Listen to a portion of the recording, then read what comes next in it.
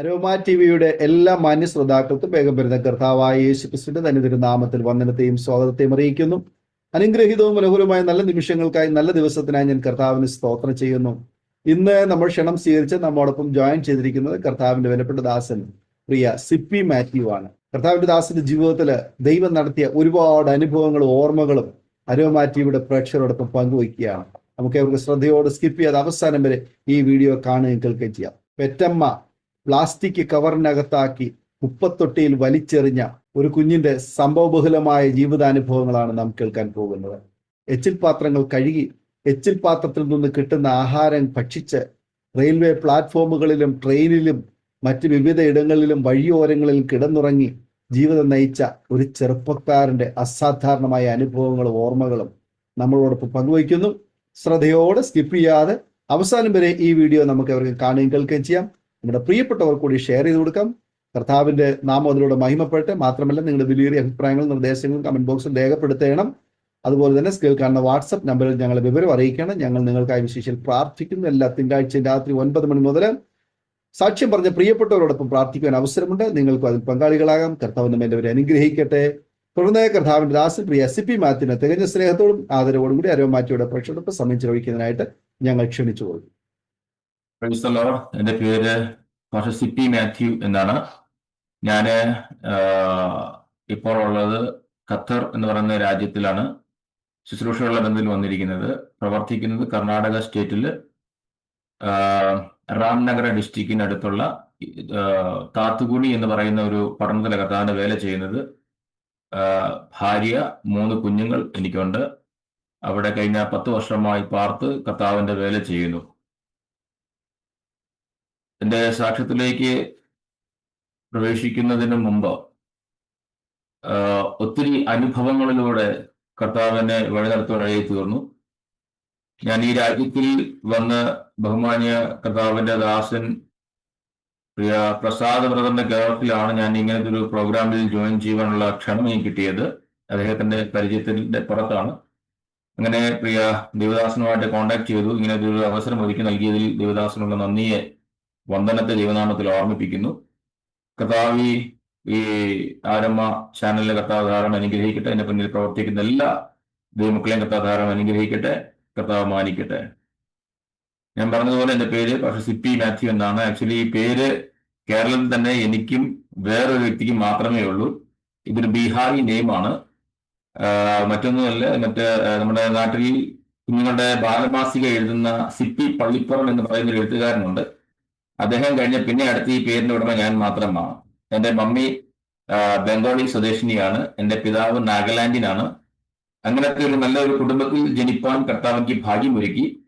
എനിക്ക് സഹോദരൻ, ഒരു സഹോദരി. ഞാൻ ഏറ്റവും അവസാനത്തെ വ്യക്തിയാണ്. വളരെ സന്തോഷകരമായ ഒരു കുടുംബത്തിൽ ജനിച്ചു എങ്കിലും എന്റെ ജനനത്തോടു കൂടെ എൻ്റെ ഭവനത്തിന്റെ അന്തരീക്ഷങ്ങൾക്കെല്ലാം ഒരു മാറ്റം ഉണ്ടാകാൻ ഇടയായി തീർന്നു. കാരണം 88, 89 കാലഘട്ടങ്ങളിലേക്ക് മിസ് കൽക്കട്ട എന്ന് പറയുന്ന പദവിയിലേക്ക് നോമിനേറ്റ് ചെയ്യപ്പെട്ട ഒരു വ്യക്തിയായിരുന്നു എൻ്റെ മാതാവ്.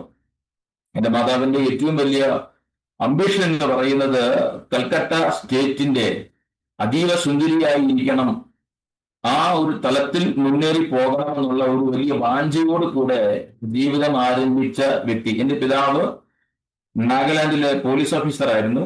അങ്ങനെ ഒരു നല്ല രാജകീയ, നല്ല റോയൽ കുടുംബത്തിൽ, ഫാമിലിയിൽ ജനിക്കാൻ കർത്താവ് ഭാഗ്യമൊരുക്കി.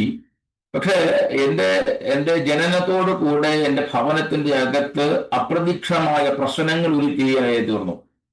ഏതൊരു ദൈവിക പദ്ധതിയുടെ പുറകിൽ ഒരു താഴ്ചയ്ക്ക് ശേഷമാണ് ഉയർച്ച എന്ന് എൻ്റെ ലൈഫിലൂടെ കർത്താവിനെ പഠിപ്പിച്ചു. വളരെ സന്തോഷത്തോടു കൂടെ നിന്ന ആ കുടുംബത്തിനകത്ത് പലർക്കും അസൂഖിയായിരുന്നു, എങ്ങനെയാണ് ഈ ഫാമിലി ഇത്രയും ഹാപ്പിയായി മുന്നോട്ട് പോകുന്നത്. അതുപോലെ സന്തോഷകരമായി പോയ കുടുംബത്തിന്റെ അകത്ത് എൻ്റെ ജനനത്തോട് ശേഷം എൻ്റെ മാതാവിന്റെ തെരഞ്ഞെടുക്കപ്പെട്ട പദവിയിൽ നിന്ന് എൻ്റെ മാതാവിനെ പ്രിയപ്പെട്ട റിജക്ട് ചെയ്തു. നീ അൺക്വാളിഫൈഡ് എന്ന് പറഞ്ഞ് ആ അതീവ സുന്ദരി കൽക്കട്ട സ്റ്റേറ്റിന്റെ മിസ് കൽക്കട്ട എന്ന് പറയുന്ന പദവിയിൽ നിന്ന് എൻ്റെ മാതാവിനെ റിജക്ട് ചെയ്തു. അത് ആ വേദന മുഴുവനും തീർത്തത് ഞാൻ എന്ന വ്യക്തിയുടെ പുറത്തായിരുന്നു. ചുരുക്കി പറഞ്ഞാൽ ഞാൻ എൻ്റെ കുടുംബത്തിനകത്ത് ശാപം പോലെ ജനിക്കുവാൻ അവർ മുദ്ര കുത്തി, ഇവൻ എനിക്കൊരു ശാപമാണ്, ഈ വ്യക്തി എനിക്ക് വേണ്ട എന്ന് പറഞ്ഞ് എന്റെ പേര് പറഞ്ഞ് പലപ്പോഴും എന്റെ ഭവനത്തിനകത്ത് പ്രശ്നങ്ങൾ ഉണ്ടാക്കുവാൻ ഇടയായി തീർന്നു. അങ്ങനെ ചില ദിവസങ്ങൾ പിന്നിട്ട് ഒത്തിരി കലുഷിതമായ അനുഭവങ്ങളുടെ വെളിച്ചത്തിൽ ഒരു രാത്രിയിൽ എന്റെ മാതാവ് പ്ലാസ്റ്റിക് കവറിനകത്ത് തന്നെ ആക്കി കൈക്കുഞ്ഞ് മാത്രം പ്രായമുള്ള എന്നെ നമ്മൾ ഈ വേസ്റ്റ് കളയുന്നത് പോലെ എന്നെ വേസ്റ്റ് കൂമ്പാരത്തിലേക്ക് വലിച്ചെറിയാൻ ഇടയായി തീർന്നു. സ്തോത്രം. അവിടെയാണ് വാസ്തവത്തിൽ ഒരു ദൈവത്തിന്റെ നീതി അല്ലെങ്കിൽ ദൈവത്തിന്റെ സ്നേഹം എന്താണെന്ന് എനിക്ക് മനസ്സിലാക്കാൻ കഴിയുന്നത്. കാരണം നമ്മളൊക്കെ പറയാറുണ്ട്, ഞാൻ കർത്താവിനെ അറിഞ്ഞിട്ട് 50 വർഷങ്ങളായി, 25 വർഷങ്ങളായി, 15 വർഷങ്ങളായി കർത്താവിനെ അറിഞ്ഞിട്ട്. എന്നാൽ അതിനകത്ത് എന്റെ അനുഭവത്തിന്റെ വെളിച്ചത്തിൽ ഒരു തിരുത്തൽ കൊണ്ടുവരാൻ ആഗ്രഹിക്കുകയാണ്. ഞാൻ അറിഞ്ഞതല്ല, കർത്താവ് നമ്മെ അറിഞ്ഞതാണ് ഏറ്റവും വലിയ സത്യം എന്ന് പറയുന്നത്. കാരണം ഞാൻ ആ കുപ്പത്തൊട്ടിയിൽ കിടക്കുമ്പോൾ ഒരു ഇഴജന്തുക്കൾക്കോ ഒരു മൃഗജന്തുക്കൾക്കോ എന്നെ ആക്രമിക്കാൻ ദൈവം അനുവാദം കൊടുത്തില്ല. ആ ഒരു രാത്രി മുഴുവനും ആ വേസ്റ്റ് കൂമ്പാരങ്ങൾക്കിടയിൽ ഞാൻ കിടക്കുവാനിടയെ തീർന്നു. ദൈവത്തിന്റെ സംരക്ഷണം, ദൈവത്തിന്റെ പദ്ധതി എന്നിലൂടെ അന്ന് രാത്രി മുതൽ ആരംഭിക്കാൻ.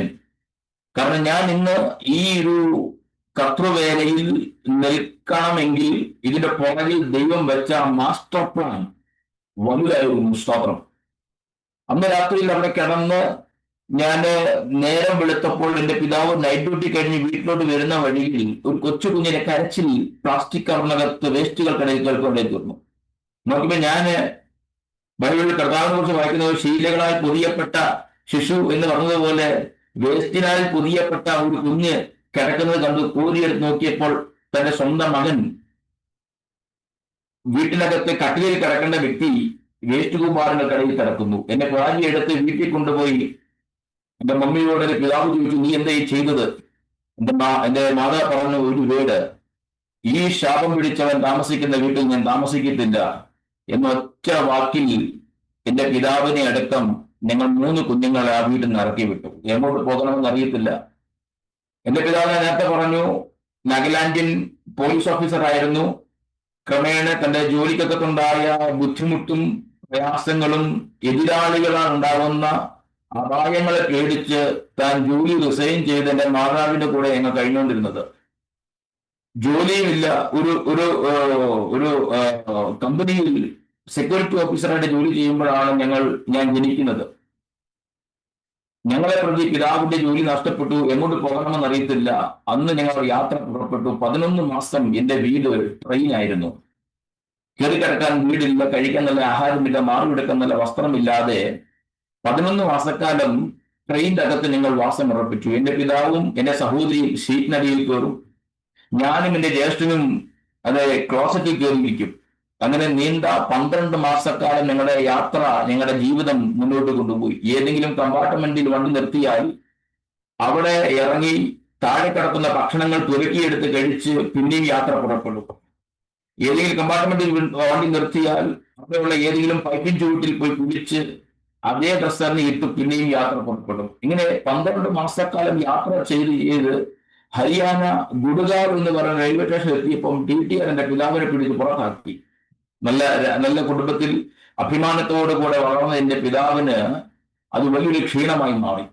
അങ്ങനെ TTR എന്റെ പിതാവിനെ ആ രാത്രിയിൽ പിടിച്ച് ഞങ്ങളെ പുറത്താക്കി. ആ ഒരു എന്റെ പിതാവിന് ഒരുപാട് ക്ഷീണമായി മാറി. എന്ന് പറഞ്ഞാൽ നല്ല കത്തയിലിരുന്ന പിതാവ്, നല്ല ജോലി, നല്ല കുടുംബത്തിൽ ജനിച്ചു വളർത്തപ്പെട്ട പിതാവ് ഒരു കള്ളനെ പോലെ കള്ളവണ്ടി കയറി യാത്ര ചെയ്തു എന്ന പേരിൽ ഞങ്ങളെ TTR പുറത്താക്കിയപ്പോൾ എന്റെ പപ്പ അന്ന് രാത്രി ഒരു തീരുമാനമെടുത്തു. ഇനി വരുന്ന വണ്ടിയിൽ കയറത്തില്ല, വാഹനത്തിന് മുമ്പിൽ ചാടി മരിക്കും. ആ ഒരു തീരുമാനത്തോടു കൂടെ എന്റെ പിതാവ് ഉറച്ചു നിൽക്കുമ്പോൾ കൈക്കുഞ്ഞുങ്ങളായ ഞങ്ങൾ 3 കുഞ്ഞുങ്ങളെ ഒരു ബെഞ്ചിൽ ഇരുത്തിയിട്ട് എന്റെ പിതാവ് മാറിപ്പോയിരുന്ന് കരയുകയാണ്. കാരണം ഞങ്ങളും കരയുന്നുണ്ട്. ഞങ്ങൾ വിശപ്പ് സഹിക്കാൻ വയ്യാതെ വാവിട്ട് ഞങ്ങൾ കരയുന്നു. ഞങ്ങളുടെ കരച്ചിൽ കാണാൻ കഴിയാതെ എന്റെ പിതാവ് മാറിപ്പോയിരുന്ന് കരയുന്നു.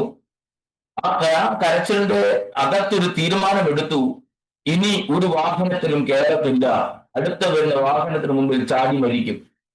അതെനിക്കോസ് എന്ത് സംഭവിച്ചാലും ശരി, ഞങ്ങൾ മരിക്കാൻ തയ്യാറാണെന്നുള്ള തീരുമാനത്തിൽ നിൽക്കുമ്പോൾ ദൈവം എനിക്ക് വേണ്ടി എവിടുന്നോ ഒരു മനുഷ്യൻ എന്റെ പിതാവിന്റെ അടുക്കൽ അയച്ചിട്ട് എന്തിനാ കരയുന്നത്, എന്താ പ്രശ്നമെന്നല്ല ചോദിക്കുന്നത്. ഒറ്റ വാക്ക്, നിങ്ങൾ മരിക്കരുത്. സ്തോത്രം. നിങ്ങൾ മരിക്കരുത്. എന്റെ പിതാവ് സ്വിച്ച് ഇട്ട് കറണ്ട് ഓൺ ആകുന്നത് പോലെ, ലൈറ്റ് ഓൺ ആകുന്നത് പോലെ എന്റെ പിതാവിന്റെ കരച്ചിലവിടെ സ്റ്റോപ്പായി. അതും ചോദിച്ചു, താങ്കളായ അത് ഒന്നും പറയുന്നത് പറയുന്ന ഒറ്റ പേരാണ്, താങ്കൾ കരയരുത്. അദ്ദേഹം പറഞ്ഞു, പിന്നെന്ത് ചെയ്യണം, ഈ ഇരിക്കുന്ന 3 എന്റെ കുഞ്ഞുങ്ങളാണ്, അറിയത്തില്ല, അവർക്ക് പൈസയില്ല, അവർക്ക് വേണ്ടി ചെലവാക്കാൻ കയ്യിൽ പൈസയില്ല, ഞങ്ങൾ മരിക്കാൻ തീരുമാനിച്ചിരിക്കുക. ആ പ്രിയപ്പെട്ട സഹോദരന്റെ നിർദ്ദേശപ്രകാരം അവിടെയുള്ള ഗ്രേസ് ബൈബിൾ കോളേജ്, കർത്താവിൽ ഇന്ന് വിശ്രമിക്കുന്ന പോൾ പിള്ള ദൈവദാസൻ നടത്തുന്നതായ ഗ്രേസ് ബൈബിൾ കോളേജിലേക്ക് ഞങ്ങളെ പറഞ്ഞു, അവിടെ ഹോസ്റ്റലുണ്ട്, അവിടെ ഈ കുഞ്ഞുങ്ങളെ നിങ്ങൾ അവിടെ ആക്കുക, ആ പ്രിയപ്പെട്ടവർ ഈ കുഞ്ഞുങ്ങളെ ഏറ്റെടുത്ത് പഠിപ്പിച്ചുകൊടും. ഒരു വലിയ സന്തോഷത്തോടു കൂടെ എന്റെ പിതാവ് ഞങ്ങൾ 3 കുഞ്ഞുങ്ങളെയും പിടിച്ചുകൊണ്ടായിരുന്ന രാത്രി ഈ സ്ഥാപനത്തോട് യാത്ര തിരിച്ചു. അങ്ങനെ ഞങ്ങളെ ഒരാഴ്ച ആ സ്ഥാപനത്തോട്ട് ഞങ്ങളെ ഏർപ്പാടാക്കി. സ്തോത്രം ചെയ്യുന്നു. അങ്ങനെ പിതാവ് തീരുമാനിച്ചു, ഒരാഴ്ചയെങ്കിലും ഞങ്ങളുടെ കുഞ്ഞുങ്ങൾ നല്ല ആഹാരം കഴിക്കലുമോ എന്ന് കരുതി അവിടെ ആക്കി. എന്റെ പിതാവ് അവിടെ നിന്ന് യാത്ര പുറപ്പെട്ട് കൃത്യം ഒരാഴ്ച കഴിഞ്ഞപ്പം എന്റെ പിതാവ് ഞങ്ങളെ വിളിക്കാൻ വേണ്ടി സ്ഥാപനത്തോട്ട് വന്നു. അവിടെ വെച്ചാണ് ദൈവത്തിന്റെ ഞങ്ങളോടുള്ള, അല്ലെങ്കിൽ എന്നോടുള്ള ദൈവത്തിന്റെ ഒരു പദ്ധതി അവിടെ ആരംഭിക്കുന്നത്. ദൈവത്തിനെ പഠിക്കുമ്പോൾ കാണുവാൻ കഴിയുന്ന ഒരു കാര്യമുണ്ട്. യെരമ്യാവിനോട് ദൈവം പറയുന്നൊരു കാര്യം, നീ നിന്റെ അമ്മയുടെ ഉദരത്തിൽ ഉരുവാകുന്നതിന് മുമ്പേ ഞാൻ നിന്നെ അറിഞ്ഞു എന്നൊരു പദം അവിടെ കൊടുത്തിട്ടുണ്ട്. ഈ ഉലകം നമ്മളെ അറിയുന്നത് ആഫ്റ്റർ ബർത്തിലാണ്. നാം ജനിച്ചു കഴിയുമ്പോൾ, അല്ലെങ്കിൽ നാം ഉദരത്തിൽ ഉരുവാകുന്നതിന് ശേഷം, ആമേൻ, ഈ ഉലകം നമ്മെ അറിയുമ്പോൾ കർത്താവ് പറയുന്നു, നീ ഉദരത്തിൽ ഉരുവാകുന്നതിന് മുന്നമേ ഞാൻ നിന്നെ അറിയുക മാത്രമല്ല, ചില നിയമനങ്ങൾക്ക് ഞാൻ നിന്നെ ഉൾപ്പെടുത്തുകയും ചെയ്തിരിക്കുക.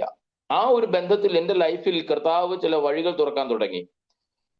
സ്വന്തം മാതാവ് ഉപേക്ഷിച്ച എന്നെ ഞാൻ പറയുമ്പോൾ, എനിക്ക് സഹോദരനുണ്ട്, സഹോദരിയുണ്ട്, പക്ഷെ സ്പെസിഫൈ ചെയ്ത് പറഞ്ഞാൽ എന്നോടുള്ള ബന്ധത്തിന്റെ ഒരു ദൈവിക വാക്തത്വമാണ് അവിടെ നിറവേറിക്കൊണ്ടിരിക്കുന്നത്. അപ്പോൾ എന്നോടുള്ള ബന്ധത്തിൽ ആ പ്രിയ മാതാവ് ഇങ്ങനെ തീരുമാനമെടുത്തു, ഇനി ഈ സ്ഥാപനത്തിൽ ഞാൻ ജോലി ചെയ്യത്തില്ല, മറിച്ച് ആമേൻ ഈ 3 കുഞ്ഞുങ്ങളെ വളർത്താൻ വേണ്ടി ഇറങ്ങിത്തിരിക്കുക എന്ന് പറഞ്ഞ് അവിടുത്തെ ജോലി റിസൈൻ ചെയ്തിട്ട് ഞങ്ങളെ വളർത്തേണ്ടതിന് പേരിൽ എൻ്റെ മാതാവ് എൻ്റെ പിതാവ് വിവാഹം കഴിച്ച് യാത്ര പുറപ്പെട്ടു. ഇന്ത്യയുടെ എല്ലാ സ്റ്റേറ്റുകളിൽ, ഞാൻ നേരത്തെ പറഞ്ഞു, എൻ്റെ പിതാവ് ഒരു കറപ്ഷൻ അല്ലാത്ത ഒരു പോലീസുകാരനായതുകൊണ്ട് ഒരുപാട് ബുദ്ധിമുട്ടുകൾ ജോലിക്കൊക്കെ തന്നെ ഉണ്ടാകാൻ ഇടയായിത്തീർന്നു. പലമായ എതിർപ്പുകളും വൈരാഗികളും ഒത്തിരി എനിമീസ് എൻ്റെ പിതാവിന് ഉരുവായി. അങ്ങനെ ഞങ്ങൾ പോയ സ്ഥലങ്ങളിലെല്ലാം എൻ്റെ പിതാവിനെ തേടി അനേക പ്രിയപ്പെട്ടവർ ഞങ്ങളെ ഉപദ്രവിക്കാനായി വരും ഇടയായിത്തീർന്നു. ഞാൻ ഇപ്പോഴും ഓർക്കും, ഞങ്ങൾ UP ഗാസിയാബാദ് എന്ന് പറഞ്ഞ സ്ഥലത്ത് താമസിക്കുമ്പോൾ ആമേൻ ഒരു 3-4 സഹോദരങ്ങൾ എൻ്റെ പിതാവിന് ജോലി മേടിച്ചു തരാമെന്ന് പറഞ്ഞ് ഒരു ചുമല 800 കാറിൽ ഞങ്ങളെ വിളിച്ചുകൊണ്ട് പോവുകയാണ്. കിലോമീറ്ററുകൾ ഇങ്ങനെ സഞ്ചരിച്ച് ഒരു വലിയ പർവ്വതത്തിന് മുകളിൽ എത്തിയപ്പോൾ എൻ്റെ പിതാവിന് മനസ്സിലായി, ഇത് അല്പം പ്രയാസം നിറഞ്ഞ യാത്രയാണ്, എന്തോ ഇവിടെ അകത്തൊരു ഹിഡൻ പ്ലാൻ ഉണ്ട് എന്ന് മനസ്സിലാക്കി എൻ്റെ പിതാവ് ആമേൻ കായിക അഭ്യാസത്തിലൂടെ ഞങ്ങളെ അവിടെ നിന്ന് രക്ഷിച്ച് പുറത്തു കൊണ്ടുവന്ന കാര്യം എനിക്ക് ഇന്നും ഓർമ്മയുണ്ട്. അങ്ങനെ ഞങ്ങൾ പല സ്റ്റേറ്റുകളിൽ മാറി താമസിച്ച് 93-ലാണ് ഞങ്ങൾ ആദ്യമായിട്ട് കേരളത്തോട്ട് വരുന്നത്. എൻ്റെ പപ്പയുടെ പേര് സണ്ണി മാത്യു എന്നാണ്. എൻ്റെ പപ്പയുടെ 2 ജനറേഷൻ പുറകിലുള്ളവർ കേരളക്കാരായിരുന്നു. അങ്ങനെ അവർ അവിടെ നിന്ന് മാറി നാഗാലാൻഡിൽ സെറ്റിൽ ആയവരാണ്. എൻ്റെ പപ്പയ്ക്ക് മലയാളം സംസാരിക്കാൻ അറിയാം, എഴുതാനും വായിക്കാനൊന്നും അറിയത്തില്ല, സംസാരിക്കാൻ അറിയാം. എന്നെ എടുത്തു വളർത്തിയ മമ്മി ടിപ്പിക്കൽ മലയാളിയായ ഒരു സ്ത്രീയാണ്. ഞങ്ങൾ 3 കുഞ്ഞുങ്ങൾ നോർത്ത് ഇന്ത്യൻ ആണ്. രക്തബന്ധങ്ങൾ കൊണ്ടോ അല്ലെങ്കിൽ മുഖഛായകൾ കൊണ്ടോ ഒരു ബന്ധമില്ലാത്ത ഈ പ്രിയ മാതാവ് ഞങ്ങളെ ഏറ്റെടുത്ത് വളർത്തിയതിന്റെ പേരിൽ എൻ്റെ മാതാവിന്റെ വീട്ടുകാർ എൻ്റെ മാതാവിനെ ഉപേക്ഷിച്ചു. അങ്ങനെ ഒത്തിരി ബുദ്ധിമുട്ടിൽ കടന്നുപോയ സമയത്ത് ആരാരും സഹായിക്കാനില്ലാതെ എങ്ങോട്ട് പോകണമെന്നറിയാതെയുള്ള യാത്രയുടെ അവസാനം കൊണ്ട് എത്തിയത് പാലക്കാട് കഞ്ചിക്കോടിനടുത്ത് കൊയ്യാമരക്കാട് എന്ന് പറയുന്ന ഒരു കൊച്ചു പട്ടണത്തിലാണ്. അവിടെ ഞങ്ങൾ എത്തി. ഞങ്ങൾക്ക് സഹായം ചോദിക്കാൻ ആരുമില്ല. ഞങ്ങൾ ഓരോ വീടുകൾ കയറി മുട്ടി. ഞങ്ങൾക്ക് വാടക വീട് വേണം. ആ ഭവനത്തിന്റെ ഉടമസ്ഥർ ഞങ്ങളെ നോക്കും, എൻ്റെ പപ്പേനും മമ്മീനും നോക്കും, വീണ്ടും ഞങ്ങളെ നോക്കും. കാരണം ഞങ്ങൾ 3 കുഞ്ഞുങ്ങളും എൻ്റെ മമ്മിയുടെ മുഖച്ഛായ അതീവ സുന്ദര കുഞ്ഞുങ്ങളായിരുന്നു. ഞങ്ങൾ 3 പേരും വളരെ വെളുത്ത് തുടുത്തിരിക്കുന്ന കുഞ്ഞുങ്ങളായിരുന്നു. എൻ്റെ എടുത്തു വളർത്തിയ മമ്മി അല്പം ഡിമ്മാണ്, എൻ്റെ പപ്പ കുറച്ചുകൂടി ഡിമ്മാണ്. അപ്പം രൂപം കൊണ്ടോ കളർ കൊണ്ടോ ഒരു സാമ്യമില്ലാത്ത ഞങ്ങളുമായിട്ട് അവർ പറഞ്ഞു, നിങ്ങൾ ഈ കുഞ്ഞുങ്ങളെ എവിടുന്നോ മോഷ്ടിച്ചു കൊണ്ട് വന്നതാണ്, നിങ്ങൾക്കിവിടെ വീടില്ല എന്ന് പറഞ്ഞ് എല്ലാ വീടും ഞങ്ങൾക്കെതിരായി അടയാൻ തുടങ്ങി. അവസാനം ഒരു മുസ്ലിം സഹോദരൻ അവർ പറഞ്ഞു, നിങ്ങൾക്ക് ഇവിടെ ആരും വീട് തരത്തില്ല, പറ്റുമെങ്കിൽ ഞങ്ങളുടെ പശുക്കൾ കിടക്കുന്ന തൊഴുത്ത് വൃത്തിയാക്കി തരാം, അവിടെ വേണമെങ്കിൽ നിങ്ങൾക്ക് അന്തി ഉറങ്ങാം. തൊഴുത്തെങ്കിൽ തൊഴുത്തെന്ന് കരുതി ഞങ്ങൾ 3 കുഞ്ഞുങ്ങളെയും പിടിച്ച് ആ തൊഴുത്തിൽ ചില മാസങ്ങൾ ഞങ്ങൾ ജീവിതം ആരംഭിച്ചു. നാട്ടിൽ വന്ന് അല്പനാളുകൾ കഴിഞ്ഞപ്പോൾ ഒരു ഇംഗ്ലീഷ് സ്കൂൾ മാനേജ്മെന്റ് എൻ്റെ ജ്യേഷ്ഠനെയും എൻ്റെ സഹോദരിയെയും ഏറ്റെടുത്ത് പഠിപ്പിക്കാൻ തീരുമാനിച്ചു. അങ്ങനെ അവരുടെ സെക്യുലർ വിദ്യാഭ്യാസവും അവരുടെ ജീവിത നിലവാരങ്ങളും അവർക്ക് വേണ്ട കാര്യങ്ങളെല്ലാം ആ സ്ഥാപനം കയ്യേറിയപ്പോൾ, അല്ലെങ്കിൽ അവർ ഉത്തരവാദിത്വം ഏറ്റെടുത്തപ്പോൾ അവിടെയും ഞാൻ അനാഥനായി മാറി. രാവിലെ എൻ്റെ പപ്പയും മമ്മിയും ജോലി തേടി ഓരോ സ്ഥലങ്ങളിൽ പോകുമ്പോൾ വിശപ്പ് സഹിക്കാൻ വയ്യാതെ ആ വീട്ടിലെ ഒരു പാത്രം എടുത്ത് വീട് വീടാന്തരം കയറിയിറങ്ങി കഞ്ഞിവെള്ളം മേടിച്ചു കുടിക്കും. അങ്ങനെ കൊയ്യാമരക്കാട് എന്ന് പറയുന്ന പട്ടണത്തിൽ എൻ്റെ പേര് കഞ്ഞിവെള്ളം സിപ്പി എന്ന് വിളിക്കാൻ തുടങ്ങി. എല്ലാ വീടുകളിൽ കയറി കഞ്ഞിവെള്ളം. ആഹാരമില്ലാതെ നാളുകൾ പട്ടിണി കിടക്കുവാൻ ഇടയായി തീർന്നു. വിശപ്പ് സഹിക്കാൻ വയ്യാതെ ആകുമ്പോൾ ആ വീട്ടിലെ പട്ടി കഴിക്കുന്ന ആഹാരം കഴിക്കുന്ന പാത്രം എടുത്ത് വീട് വീടാന്തരം കയറി ഇറങ്ങി കഞ്ഞിവെള്ളം മേടിച്ചു കുടിച്ച് വയർ നിറയ്ക്കും. ഇങ്ങനെ ജീവിതം മുന്നോട്ട് കൊണ്ടുപോയി അവസാനം ആ തൊഴുത്തിൽ നിന്ന് ഞാൻ എന്ന വ്യക്തി കാരണം അവിടുന്ന് മാറിപ്പോകേണ്ട ഒരു അവസ്ഥ വന്നു. ആ പ്രിയപ്പെടാൻ പറഞ്ഞു, നിങ്ങളുടെ മകൻ സിപ്പി കാരണം ഞങ്ങളുടെ പശുക്കൾക്ക് കാടി പോലും കിട്ടാതെയായി എന്ന് പറഞ്ഞ് ഒരു അപഹസിച്ച് ഞങ്ങൾ അവിടെ നിന്ന് ഇറക്കി. എവിടെ പോകണമെന്ന് അറിയത്തില്ല. അന്ന് ന്യൂ ഇന്ത്യയിലെ ഒരു ദേവദാസനായ സാം എന്ന് പറയുന്ന ഒരു ദേവദാസന്റെ വാടക വീട്ടിൽ ഞങ്ങൾ താമസം ആരംഭിച്ചു. ഞങ്ങളുടെ കഷ്ടത കണ്ടിട്ട് അദ്ദേഹം പറഞ്ഞു, ഞങ്ങളുടെ വീട്ടിൽ താമസിച്ചോ എന്ന് പറഞ്ഞ് അവിടെ ഒരു വീട്ടിൽ വാടക എടുത്തു താമസിച്ചു അല്പകാലം കഴിഞ്ഞു. എന്നെ ഒരു സ്കൂൾ മാനേജ്മെന്റ് ഏറ്റെടുക്കുന്നില്ല. കാരണം ഞാൻ നോർത്ത് ഇന്ത്യൻ വിട്ട് വന്നു. ഞാൻ എപ്പോഴും പറയാറുണ്ട്, കഞ്ചിക്കോട് പട്ടണത്തിന്റെ ആദ്യത്തെ ഹിന്ദി ഫാമിലി ഞങ്ങളാ. അഭിമാനത്തോടെ അധികാരത്തോടെ പറയാൻ കഴിയും, കഞ്ചിക്കോട് പട്ടണത്തിൽ ആദ്യത്തെ ഹിന്ദി കുടുംബം ഞങ്ങളാ. അന്ന് ഞങ്ങൾക്ക് വേണ്ടി അടയപ്പെട്ട സകല വാതിലുകളും ഇന്ന് ഹിന്ദിക്കാർക്ക് വേണ്ടി മാത്രം തുറന്നിരിക്കുന്ന വീടുകളായി മാറിയിരിക്കുക. മലയാളികൾക്ക് അവിടെ വീടുകളില്ല ഇപ്പം. കാരണം ഏതൊരു വീട് പണിതാലും അതിനകത്ത് ഒരാളെങ്കിലും ബീഹാറിയോ ഒറീസക്കാരോ ബംഗാളിയോ കണ്ടിരിക്കും. കാരണം അന്ന് നിഷേധിക്കപ്പെട്ട, അല്ലെങ്കിൽ ആ കാലത്ത് നിങ്ങൾക്കിവിടെ വീടില്ല എന്ന് പറഞ്ഞ സ്ഥലത്ത് ദൈവം അനേക ബീഹാറികളെയും ബംഗാളികളെയും താമസിക്കുവാൻ ദൈവം അതിന് മുഖച്ഛായ മാറ്റി. ഞാൻ പറഞ്ഞു വന്നത്, ഇങ്ങനത്തെ അനുഭവത്തിലൂടെ നടന്നു വന്ന് ഒരു പാസ്റ്ററിന്റെ വീട്ടിൽ ഞങ്ങൾ ജീവിതം ആരംഭിച്ചു. നല്ല ഓടിട്ട ഒരു വീടിൽ ഞങ്ങൾ ആരംഭിച്ചു. എന്നെ സ്കൂളിൽ ചേർത്തി.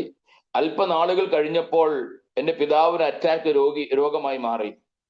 ഒരു വലിയ ബുദ്ധിമുട്ടായി. കാരണം എൻ്റെ പിതാവ് ജോലിക്ക് പോകാൻ കഴിയുന്നില്ല. അങ്ങനെ വലിയ പ്രയാസമായി. അവിടെ ഉണ്ടായിരുന്ന ഒരു ദേവദാസൻ മുഖേന പുനലൂരുള്ള ഒരു ഹോസ്റ്റലിൽ ഞങ്ങളെ കൊണ്ടാക്കി. അവിടെ ഏകദേശം 2-3 വർഷം അവിടെ ജീവിച്ചു. അനന്തരമായി ഞങ്ങളെ തേടി പിതാവ് ഞങ്ങളെ തേടി ഹോസ്റ്റലിൽ വന്നു. ആ സ്ഥാപനത്തിൽ വെച്ച് പ്രശ്നങ്ങൾ ഉണ്ടാക്കി. ഇതെന്റെ കുഞ്ഞുങ്ങളാണ് എന്ന് പറഞ്ഞ് വാദിച്ച്, കാരണം ഞങ്ങളുടെ പേര് എന്ന് പറയുന്ന അനാഥ കുഞ്ഞുങ്ങൾ എന്നാ, അപ്പനും അമ്മയും ഇല്ലാത്ത കുഞ്ഞുങ്ങൾ എന്ന അഡ്രസ്സിൽ അവിടെ രേഖപ്പെടുത്തിയിരിക്കുന്നത്. എന്നാൽ ഈ പ്രിയപ്പെട്ടവർ പറയുക, നിനക്ക് അപ്പനില്ല, നിനക്ക് അമ്മയില്ല, നീ അനാഥന. എൻ്റെ പപ്പ ഞങ്ങൾ എൻ്റെ കുഞ്ഞുങ്ങളാണെന്ന് പറഞ്ഞ് വാദിച്ച് ഞങ്ങൾ വിളിച്ചുകൊണ്ടു പോയതിന്റെ 3-ാമത്തെ ദിവസം ഈ ലോകത്ത് നിന്ന് അറ്റാക്ക് രോഗത്താൽ എൻ്റെ പിതാവ് മാറ്റപ്പെട്ടു. വലിയ സങ്കടമായി, വലിയ പരാജയമായി ജീവിതത്തിൽ മാറി. ഇനി മുന്നോട്ട് എന്ത് ചെയ്യണം? കാരണം ഞങ്ങളെ മാത്രം പ്രതീക്ഷിച്ചിറങ്ങിച്ചിട്ട് എൻ്റെ മാതാവ് വഴിയാധാരിയായി മാറി. ആരാരും അംഗീകരിക്കാൻ കഴിയുന്നില്ല. ഞാൻ നേരത്തെ പറഞ്ഞു, ഒരു പാസ്റ്ററിന്റെ വീട്ടിലാണ് ഞങ്ങൾ താമസം ആരംഭിച്ചത്. എൻ്റെ പിതാവിന്റെ ഡെഡ് ബോഡി കിടക്കവേ തന്നെ ആ ദേവദാസൻ പറഞ്ഞു, നിങ്ങൾ ഇന്ന് ഇവിടുന്ന് വെക്കേറ്റ് ചെയ്യണം, നിങ്ങൾക്ക് ഇനി വാടക തരാൻ നിവർത്തിയില്ലല്ലോ, നിങ്ങളുടെ പിതാവ് മരിച്ചുപോയില്ലേ, നിങ്ങളുടെ ഭർത്താവ് മരിച്ചുപോയില്ലേ എന്ന് പറഞ്ഞ് നിപ്പിൻ ഞങ്ങളെ കാലി ചെയ്യിപ്പിക്കണം എന്നുള്ള വാശിയോട് കൂടെ നിൽക്കുമ്പോൾ എൻ്റെ മാതാവ് പറഞ്ഞു, ഈ ബോഡി അടക്കിക്കൊണ്ട് വരുന്ന സമയം പോലും ഞങ്ങൾക്ക് തരണം, അത് കഴിഞ്ഞ് ഞങ്ങൾ എവിടെയെങ്കിലും പോയിക്കോളാം എന്ന് പറഞ്ഞ് ഈ ബോഡി മറവ് ചെയ്ത് വരുമ്പോൾ ഈ ദേവദാസൻ ഞങ്ങളുടെ സാധനങ്ങളെല്ലാം വെളിയിലിട്ട് താഴിട്ട് പൂട്ടി അദ്ദേഹം പോയി. എവിടെ പോകണമെന്ന് അറിയാതെ തൊട്ടടുത്തുള്ള ഒരു വീട്ടിൽ ഞങ്ങൾ താൽക്കാലികമായി താമസം ആരംഭിച്ചു. ഞാൻ നേരത്തെ പറഞ്ഞു, എന്റെ ജ്യേഷ്ഠനെയും സഹോദരിയെയും സ്കൂൾ കോൺവെന്റ് ഏറ്റെടുത്ത് പഠിപ്പിച്ചു. അവർക്ക് യാതൊരു ബുദ്ധിമുട്ടുമില്ല. ഞാനും മാതാവും ഒറ്റപ്പെട്ടു. എന്ത് ചെയ്യണമെന്നറിയാതെ എൻ്റെ 9ാമത്തെ വയസ്സ് മുതൽ ആമേൻ ആഹാരത്തിന് വേണ്ടി പാലക്കാട് ജില്ലയിലുള്ള സകല ഹോട്ടലുകളിൽ ജോലിക്ക് കയറാൻ തുടങ്ങി. എന്നെ കണ്ട ഒരുമാതിരിപ്പെട്ടവരാരും ജോലി തരത്തില്ല. കാരണം നല്ല കുടുംബത്തിൽ ജനിച്ച ഒരു മുഖച്ഛായ എനിക്ക് ഉണ്ടെന്നേ ഉള്ളൂ. എല്ലാവരും പറഞ്ഞു, നിനക്ക് ഇവിടെ എന്താ ജോലി? ഒന്ന് 9 വയസ്സ്, 2 കാണാൻ നല്ല ഭംഗി, നല്ല കളറ്. ഞാൻ പറഞ്ഞു, മേരൊക്കെ ഖാനാ ബസ്, പൈസ വേണ്ട എന്ന് പറഞ്ഞു. അങ്ങനെ എന്നെ പാത്രം കഴുകുന്ന സ്ഥലത്ത് കൊണ്ടുപോയി ഇരുത്തി. അവിടെ വരുന്ന പാത്രങ്ങൾ മാത്രം കഴുകിക്കൊണ്ടിരുന്നു. എന്റെ ജീവിതത്തിൽ ആദ്യമായിട്ട് ഞാൻ ഇറച്ചി കഷ്ണങ്ങൾ കഴിച്ചാരംഭിച്ചത് ആ പാത്രം കഴുകുന്ന സ്ഥലത്ത് വരുന്ന ഇറച്ചി കഷ്ണങ്ങൾ പെറുക്കിയെടുത്ത് കഴിച്ച് എന്റെ ജീവിതത്തിൽ ആദ്യമായി ഞാൻ ഇറച്ചി മാംസഭക്ഷണങ്ങൾ കഴിച്ചാരംഭിക്കുന്നത്. അങ്ങനെ ചില നാളുകൾ പിന്നിട്ടു. ഓരോ പ്രാവശ്യവും പാത്രം കഴുകാനായിട്ട് പാത്രങ്ങൾ വരുമ്പോൾ ആമേൻ വേസ്റ്റായി കളയപ്പെട്ടതായ ഇറച്ചി കഷ്ണങ്ങൾ നല്ലത് പെറുക്കിയെടുത്ത് വീട്ടിൽ കൊണ്ടുപോയി കൊടുക്കും. എനിക്ക് ആ ഹോട്ടലുകാർ പറഞ്ഞിരിക്കുന്നത്, ഇവന് ഇറച്ചി മാംസങ്ങളൊന്നും കൊടുക്കരുത്, ഒരു ചോറും ഒരു രസവും ഒരു തോരൻ മാത്രമേ കൊടുക്കാവൂ. നീണ്ട കാലങ്ങൾ അത് മാത്രം കഴിച്ച് ഒരു ആഗ്രഹത്തിന്റെ പുറത്തൊരു വറുത്തമീൻ എടുത്തതിന്റെ പേരിൽ ഒരു മരത്തിൽ കെട്ടിയിട്ട് ഞാൻ കള്ളനാണെന്ന് പറഞ്ഞ് എന്നെ അടിക്കാൻ തുടങ്ങി. അങ്ങനെ പ്രാണരക്ഷാർത്ഥം ആമൻ അവിടെ നിന്ന് ഓടിപ്പോകുവാൻ ഇടയായി തീർന്നു. സ്തോത്രം. അങ്ങനെ പലവിധമായ പ്രതിസന്ധികളിലൂടെ കടന്നുപോയി. ആ ഹോട്ടലിൽ പാത്രം കഴുകുമ്പോൾ തന്നെ ആമേൻ ശമ്പളത്തിന് വേണ്ടി ഞാൻ കൈ നീട്ടുമ്പോൾ പ്രകൃതി വിരുദ്ധമായ ആമേൻ ലൈംഗിക വിഷയത്തിന് എന്നെ ഉപയോഗിച്ച് എന്നെ ഏതെല്ലാം രീതിയിൽ പരാജയപ്പെടുത്താമോ തകർത്ത് കളയാമോ ആ മേഖലയെല്ലാം എന്നെ മിസ്യൂസ് ചെയ്യാൻ തുടങ്ങി. കൃപയാൽ പറയട്ടെ, അവിടങ്ങളിലൊന്നും ദൈവം എന്നെ വിട്ടുകൊടുക്കാതെ പരിശുദ്ധാത്മാവിനെ സൂക്ഷിപ്പാൻ ഇടയായി തീർന്നു. അവിടുന്ന് ഞാൻ ജീവനും കൊണ്ട് രക്ഷപ്പെട്ട് ഓടി. പലവിധമായ ജോലി അന്വേഷിച്ചു. എന്റെ സ്കൂളിലെ ഫീസ് കൊടുക്കണം, എനിക്ക് ഡ്രസ്സ് മേടിക്കണം, എന്റെ ബുക്സ് മേടിക്കണം. ഒരു നിവൃത്തി ഇല്ലാതിരിക്കുമ്പോൾ ആമേൻ ഞാൻ അറിയാതെ ഒരു ഭിക്ഷാടകരുടെ കയ്യിൽപ്പെട്ട് അകപ്പെട്ടു പോയി. ഇനി എന്ത് ചെയ്യണം? അങ്ങനെ അതിരാവിലെ എഴുന്നേറ്റ് ഒരു പ്ലാസ്റ്റിക് ചാക്കും എടുത്ത് ഞാൻ വഴിയോരങ്ങളിൽ ഭിക്ഷാടനം നടത്തും. ആമേൻ ഉച്ചയ്ക്ക് സ്കൂളിൽ പോകും, വൈകിട്ട് പിന്നെയും ഈ പരിപാടി ആരംഭിക്കും. ഇങ്ങനെ ചില നാളുകൾ കഴിഞ്ഞ് അന്ന് അവിടെ വന്ന ഒരു സുവിശേഷ സംഘടനയാണ് മിഷൻ ബർത്തിമ എന്ന് പറയുന്ന ഒരു സുവിശേഷ കൂട്ടം. എനിക്കറിയത്തില്ല സുവിശേഷകരാണോ ഒന്നും അന്ന് അറിയത്തില്ലായിരുന്നു. ഞങ്ങളെപ്പോലെ ഏകദേശം 80 ഭിക്ഷക്കാരുണ്ടായിരുന്നു. ഈ 80 ഭിക്ഷക്കാർ എല്ലാ ഞായറാഴ്ച രാത്രി 8 മണി മുതൽ 9 മണി വരെ സുവിശേഷ പ്രചരണത്തിന് ശേഷം ഇഡലിയും സാമ്പാറും കൊടുക്കും. ഈ ഇഡലിയും സാമ്പാറും കഴിക്കാൻ അവരെ കൊണ്ട് ഞാൻ പോയിരിക്കും. അങ്ങനെ പല ആഴ്ചകൾ കഴിഞ്ഞു, പല ദിവസങ്ങൾ കഴിഞ്ഞു. ഒരു ദിവസം ഒരു ദേവദാസൻ പ്രസംഗിക്കുന്ന കൂട്ടത്തിൽ ഇങ്ങനെ പറഞ്ഞു, യേശു നിന്നെ സ്നേഹിക്കുന്നു, യേശു നിന്നെ സ്നേഹിക്കുന്നു. എന്റെ ജീവിതത്തിൽ അന്ന് വരെ കേട്ടിട്ടില്ലാത്തൊരു പദമാണ് ഒരുവൻ നിന്നെ സ്നേഹിക്കുന്നു എന്നുള്ള പദം. ആ വാക്കിനെ എന്റെ ഹൃദയത്തിൽ വല്ലാതെ ആകർഷിക്കാൻ തുടങ്ങി. ഞാൻ ആ പാത്രവും ആ സഞ്ചിയും എല്ലാം അവിടെ വെച്ചിട്ട് ഈ ദേവദാസനോട് ചോദിച്ചു, ഞാൻ യേശുവിനെ സ്നേഹിച്ചാൽ എനിക്ക് എന്ത് ലഭിക്കും? എന്നോട് ചോദിച്ചു, നിനക്ക് എന്ത് വേണം? ഞാൻ പറഞ്ഞു, എനിക്ക് ആഹാരം വേണം, ആഹാരം വേണം. എന്നെ കൈക്ക് പിടിച്ച് അന്ന് പാലക്കാട് ആരംഭിച്ചതായ CGM ചോസൻ ജനറേഷൻ മിനിസ്ട്രി എന്ന് പറയുന്ന ഓർഫനേജിൽ ആ പ്രിയപ്പെട്ട ദേവദാസനെ കൊണ്ട് ചേർത്തി. അവിടെ ഞാൻ ചെല്ലുമ്പോൾ എനിക്ക് 14 വയസ്സ് കഴിഞ്ഞു. 9ാം ക്ലാസ് കഴിഞ്ഞ് 10ാം ക്ലാസ്സിലേക്ക് കയറുന്ന സമയത്ത് ഞാൻ ആ സ്ഥാപനത്തിൽ കയറുന്നത്. അവിടെയുള്ള 14 കുഞ്ഞുങ്ങളും എന്റെ താഴെയുള്ളവരാ. ആ പ്രിയപ്പെട്ടവർ വിചാരിച്ചു, എടാ നമുക്ക് പറ്റിയ ഒരാൾ വന്നു നമ്മുടെ കുഞ്ഞുങ്ങൾക്ക് ട്യൂഷൻ എടുക്കാൻ. ഞാൻ നേരത്തെ പറഞ്ഞു, ആമേ നോർത്ത് ഇന്ത്യൻ വിട്ട് കേരളത്തിൽ വന്നു. ഹിന്ദി സംസാരിക്കാൻ ആരുമില്ല, മലയാളം ഒട്ടും പഠിച്ചതുമില്ല. സ്തോത്രം. ഞാൻ അറിയാതെ എന്റെ നാക്ക് തടിച്ചു, ഞാൻ വിക്കനായി മാറി. അങ്ങനെ പല വിധത്തിലുള്ള അപാകതകൾ എന്റെ ശരീരത്തിൽ വെളിപ്പെടാൻ തുടങ്ങി. ഞാൻ 10ാം ക്ലാസ്സിൽ ഞാൻ എപ്പോഴും പറയുന്നൊരു കാര്യമുണ്ട്, ഒരു സബ്ജക്റ്റിൽ ഞാൻ ജയിക്കത്തില്ല, പക്ഷെ ഒരു ക്ലാസ്സിലും തോൽക്കാൻ ദൈവം അനുവദിച്ചിട്ടുമില്ല. ഇന്നും പലർക്കും അതിശയമാണ്, സിപ്പി നീ എങ്ങനെയാ ജയിച്ച് വന്നത്? അന്നൊക്കെ എന്തെങ്കിലും പറഞ്ഞ് ഒഴിവാക്കും, പക്ഷെ ഇന്ന് എനിക്ക് പറയാൻ കഴിയും, ദൈവം എന്നെ കണ്ടതുകൊണ്ട് ഒരു വഴിയിലും ഒരു മേഖലയിലും പരാജയപ്പെടുത്താൻ ദൈവം വിട്ടുകൊടുത്തിട്ടില്ല. ദൈവം ഒരുവനെ തെരഞ്ഞെടുത്തിട്ടുണ്ടെങ്കിൽ, ദൈവം ഒരുവനെ കണ്ടിട്ടുണ്ടെങ്കിൽ, ഏതെല്ലാം അപാകതയിൽ പെട്ടുപോയാലും, ഏതെല്ലാം വിഷയത്തിനകത്ത് വിട്ടുപോയാലും ദൈവനെ പുറത്തു കൊണ്ടുവരുമെന്നുള്ളത് എൻ്റെ അനുഭവത്തിലൂടെ എനിക്ക് പറയാൻ കഴിയും. അങ്ങനെ ആ സ്ഥാപനത്തിൽ ചെന്ന് ആമേൻ ആദ്യത്തെ 10ാം ക്ലാസ്സിലെ എക്സാം വന്നു. ഒരു വിഷയത്തിലും ജയിച്ചില്ല. അവർ പറഞ്ഞു നീ ഇങ്ങനെ പഠിച്ചാൽ പോരാ, നീ ഇനിയും പഠിക്കണം എന്നൊക്കെ പറഞ്ഞു ഒരു വർഷം ശകാരിച്ച്. ക്രിസ്മസ് പരീക്ഷയുടെ റിസൾട്ട് വന്നു. ഒരു വിഷയത്തിലും ജയിച്ചില്ല, അവിടെയും പരാജയപ്പെട്ടു. അവസാനം ആ പ്രിയപ്പെട്ട ദേവദാസൻ എന്നോട് പറഞ്ഞു, നിന്നെ പഠിപ്പിക്കുന്ന പൈസ ഉണ്ടെങ്കിൽ വേറെ കുഞ്ഞുങ്ങൾക്ക് സപ്പോർട്ട് ചെയ്യാമായിരുന്നു, നീ ഇത്രയും മണ്ടനായി പോയല്ലോ എന്ന് പറഞ്ഞ് എന്നെ മുദ്ര കുത്തിയപ്പോൾ ഞാൻ ദൈവത്തോട് അന്ന് ഒരു തീരുമാനമെടുത്തു. കർത്താവേ, നീ എന്നെ 10ാം ക്ലാസ് ജയിപ്പിച്ചാൽ അടുത്ത ദിവസം ഞാൻ പ്രസംഗിക്കാൻ വേണ്ടി ഇറങ്ങിത്തിരിക്കാം. ഇത് പറയുമ്പോഴും എനിക്കറിയാം ഞാൻ ജയിക്കത്തില്ല എന്ന്. പലപ്പോഴും നമ്മൾ അവിശ്വസ്തരായിട്ടുണ്ട്. നമ്മുടെ വാക്കും നമ്മുടെ തീരുമാനങ്ങളും നമ്മുടെ ഡിസിഷൻസ് എല്ലാം റോങ് ആയി തീരുമ്പോഴും ദൈവം നമുക്ക് വിശ്വസ്തനായത് കൊണ്ടാണ് ഇന്നും പലരും പട്ടുപോകാതെ ഈ ആത്മീയ പോർക്കളത്തിൽ നിൽക്കുന്നത്. ഞാൻ ദൈവത്തോട് പറഞ്ഞു, കർത്താവ് നീ എന്നെ ജയിപ്പിച്ചാൽ അടുത്ത സെക്കൻഡ് ഞാൻ പ്രസംഗിക്കാൻ വേണ്ടി പോകാം എന്ന് പറഞ്ഞ് പരീക്ഷാ ഹാളിൽ ചെന്ന് പരീക്ഷ എഴുതി. 2005 മെയ് 2 റിസൾട്ട് നോക്കാൻ വേണ്ടി കൊഴിഞ്ഞാമ്പാറ സെന്റ് പോൾ സ്കൂളിൽ ഞാൻ ചെല്ലുമ്പോൾ ഞാൻ ആദ്യം പോയി നോക്കി തോറ്റവന്റെ ലിസ്റ്റില്.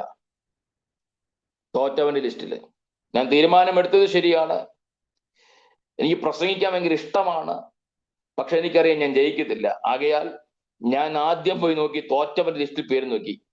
അവിടെ എൻ്റെ പേര് കണ്ടില്ല. മനസ്സോടെ ഒരു ഉറപ്പുമില്ല എങ്കിലും പോയി ജയിച്ചവന്റെ ലിസ്റ്റിൽ പോയി നോക്കി. ജയിച്ചവരുടെ ഒരു ലിസ്റ്റിലും എൻ്റെ പേര് കണ്ടില്ല. ഫസ്റ്റ് ക്ലാസ്സിലും ഇല്ല, സെക്കൻഡ് ക്ലാസ്സിലും ഇല്ല, ജസ്റ്റ് പാസിലും ഇല്ല. ഞാൻ ദൈവത്തോട് പറഞ്ഞു, കർത്താവേ, എൻ്റെ പേര് നോട്ടീസ് ബോർഡിൽ പോയി ഇടാൻ കൊള്ളാത്ത പേരായി പോയല്ലോ എന്ന് പറഞ്ഞ് വിഷമത്തോടെ വരുമ്പോൾ എന്നെ പഠിപ്പിച്ച അധ്യാപിക എന്നോട് ചോദിച്ചു, സിപ്പി നീ ജയിച്ചോ? ഞാൻ പറഞ്ഞു ജയിക്കുക പോയിട്ട് എൻ്റെ പേര് പോലും നോട്ടീസ് ബോർഡിൽ ഇല്ലല്ലോ. ആ പ്രിയ അധ്യാപിക എന്റെ കൈക്ക് പിടിച്ച് ക്ലാസ് മുറിയിൽ കൊണ്ടുചെന്ന് പറഞ്ഞു, നിന്നെ പോലെ പരീക്ഷ എഴുതിയ 2400 കുഞ്ഞുങ്ങളിൽ വെറും 5 പേര് മാത്രമേ ഡിസ്റ്റിങ്ഷൻ മാർക്ക് മേടിച്ചുള്ളൂ. ഒന്നാമത്തെ പേര് സിപ്പിയുടെ പേരാ. ദൈവമാർക്ക കടക്കാരൻ. ലോകം പറഞ്ഞു നീ പരാജയപ്പെടും, ലോകം പറഞ്ഞു നീ ജയിക്കത്തില്ല, നീ തടിച്ച നാക്കുള്ളവന, എല്ലാം പറഞ്ഞ് അപാകതപ്പെടുത്തിയപ്പോഴും തമ്പുരാൻ എല്ലാം മൗനമായിരുന്നു. കേട്ടപ്പോഴെല്ലാം നീ മൗനം. ഞാൻ എപ്പോഴും പറയാറുണ്ട്, കർത്താവേ, ഒരു പ്രവാചകൻ എൻ്റെ അടുത്ത് വന്നില്ലല്ലോ. ഞങ്ങളുടെ ഓർഫനേജിൽ ഉപവാസ പ്രാർത്ഥന ഒക്കെ ഇങ്ങനെ മാറ്റി നടത്തുമ്പം ഞങ്ങൾ ഒത്തിരി പ്രതീക്ഷിക്കും ഏതെങ്കിലും പ്രവാചകൻ വരണമേ, ഞങ്ങൾ എൻ്റെ തലയിൽ കൈവയ്ക്കണമേ, ദൂത് പറയണമേ. ഒരു മനുഷ്യൻ പോലും വന്നില്ല. പലപ്പോഴും എൻ്റെ പ്രാർത്ഥനയിൽ ഞാൻ ദൈവത്തോട് പറയുന്നൊരു കാര്യം, കർത്താവേ, അങ്ങയ്ക്ക് പോലും ഞാൻ വേണ്ടാത്ത വ്യക്തിയായി മാറിയോ? പക്ഷെ ആ സമയത്ത് പോലും ദൈവം മൗനമായിരുന്നതിന്റെ കാരണം, കഴിഞ്ഞ ദിവസങ്ങളിൽ ഞാൻ ദൈവവചനം വായിച്ചപ്പോൾ ഒരു കാര്യം മനസ്സിലായത്, ഇസ്രായേൽ ജനത്തിന്റെ മുന്നോട്ടുള്ള നിയമനത്തിന് വേണ്ടി മോശയെ പർവ്വതത്തിലേക്ക് വിളിച്ചു. ആ പർവ്വതത്തിലേക്ക് കയറിയ അന്ന് മുതൽ 40 ദിവസം വരെ നോക്കിയപ്പോൾ മോശയില്ല, മോശയുടെ സാന്നിധ്യമില്ല, ദൈവശബ്ദമില്ല, യാതൊരു വിധമായ ദൈവിക സംബന്ധവും ഇസ്രായേൽ ജനവുമായിട്ടില്ല. അടിവാരത്തിൽ നിൽക്കുന്ന ജനം പറഞ്ഞു, നമുക്ക് വേറൊരു നടത്തിപ്പുകാരനെ തെരഞ്ഞെടുക്കാമെന്ന് പറഞ്ഞ് കാളക്കുട്ടിയെ വാർത്തുണ്ടാക്കി ആരാധിക്കുന്ന കാര്യം പുറപ്പാട് പുസ്തകം പഠിക്കുമ്പോൾ കാണുവാൻ കഴിയുന്നുണ്ട്.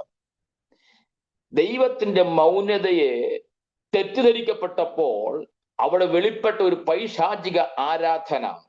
എന്താണ് ഈ പറയാൻ കാരണം? പലപ്പോഴും നമ്മൾ ദൈവത്തിന്റെ മൗനതയെ നമ്മൾ ചോദ്യം ചെയ്യാറുണ്ട്. നിനക്ക് ചെവിയില്ലേ കേൾക്കാൻ? എന്തുകൊണ്ടാണ് നീ പ്രവർത്തിക്കാത്തത്? 3 ദിവസം, 7 ദിവസം, 21 ദിവസം, 40 ദിവസം മാറി ഉപവസിച്ചിട്ടും എന്തുകൊണ്ട് കർത്താവ് നീ പ്രവർത്തിക്കാത്തതെന്ന് ചോദിച്ചാൽ ദൈവത്തിന് ഒറ്റ ഉത്തരമേ ഉള്ളൂ, എന്റെ സമയമല്ല നിന്റെ സമയം. ആകാശം ഭൂമിക്ക് മീത് ഉയർന്നിരിക്കുന്നത് പോലെ എന്റെ വിചാരങ്ങളും നിന്റെ വിചാരങ്ങളോട് വലുതായിരിക്കുന്ന വചനത്തിന്റെ യാഥാർത്ഥ്യത മനസ്സിലാക്കി പ്രാർത്ഥിക്കാൻ തുടങ്ങിയാൽ ഒരു കാര്യം മനസ്സിലാക്കാൻ കഴിയും, ആർക്കും വെളിപ്പെടാത്ത ഒരു മാസ്റ്റർ പ്ലാൻ ആണ് തന്റെ ഭക്തന്മാർക്ക് വേണ്ടി ഒരുക്കിക്കൊണ്ടിരിക്കുന്നത്. ഞാൻ വർഷങ്ങൾ ദൈവത്തോട്, മാസങ്ങൾ ദൈവത്തോട് പ്രാർത്ഥിക്കത്താവ് എന്നോടൊന്ന് സംസാരിക്കുക, എന്നോടൊന്ന് ഇടപെട്, എന്റെ വിഷയത്തോട് സംസാരിക്കുക. എന്തുകൊണ്ടാണ് ഞാൻ ഇതൊക്കെ അനുഭവിക്കേണ്ടത്?